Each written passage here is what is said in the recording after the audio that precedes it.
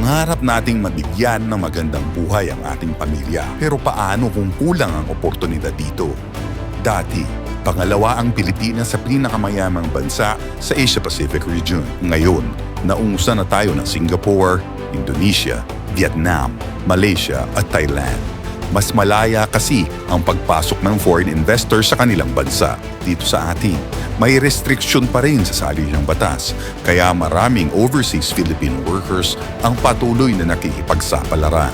We cannot forever keep on depending on sending out OFWs to work abroad and be away from our families to send money back home. We need to find ways to bring lots and lots and lots and lots and lots of decent paying jobs from abroad to come to the Philippines. Hindi dapat tao ang naghahanap ng trabaho. Pag nangyari ito, trabaho ang maghahanap ng tao. Tama na ang 37 taong paghihintay. Huwag matakot sa pagbabago.